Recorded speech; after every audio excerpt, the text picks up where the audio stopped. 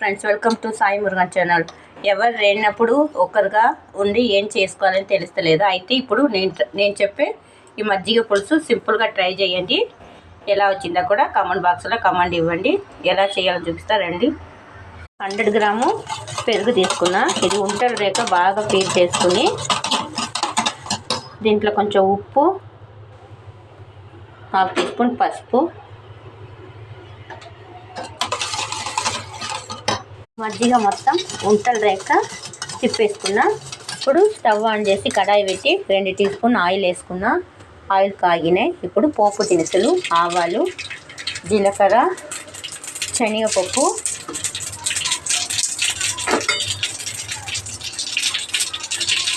పోపు దినుసులు వేగినాయి. ఇప్పుడు దీంట్లో అల్లము ఒక 2 ఎల్లిపాయలు దంచి పెట్టుకున్నా, 4 ఎండుమిరపకాయలు, దీంట్లో కట్ చేసి పెట్టుకున్న పచ్చిమిరపకాయ, ఆనియన్ మొత్తం దోరగా వేగనియాలి. మన మజ్జిగలో సాల్ట్ వేసినా కాబట్టి ఈ ఆనియన్కి మాత్రం కొంచెంగా సాల్ట్ వేసుకుంటాం.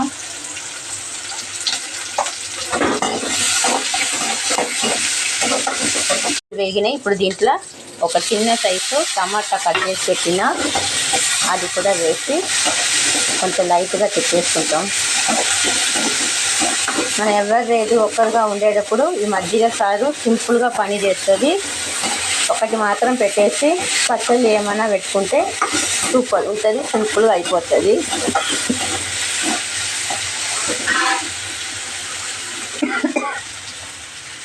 మనకు టమాటా ఆనియన్ అంతా వేగినాయి. ఇప్పుడు దీంట్లో కొంచెంగా ఇంగువ చల్లుకుంటాం.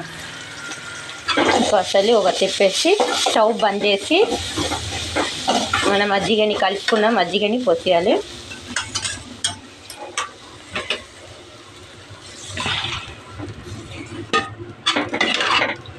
సూపర్గా రెడీ అయిందా మన సింపుల్ టేస్టీ మజ్జిగ చారు.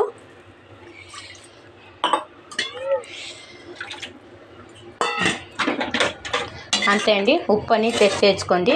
మీకు కారం అంతా సరిపోకపోతే ఎక్కువ వేసుకోవచ్చు. నేను కొన్నిగా చేస్తున్నాను కాబట్టి కొన్ని ఇంగ్రీడియంట్ వేసుకున్నా. అంతేనండి, సింపుల్గా మజ్జిగ సారు రెడీ. మీరు కూడా ట్రై చేయండి. ఎలా వచ్చిందో కామెంట్ బాక్స్లో కామెంట్ ఇవ్వండి. Thanks for watching.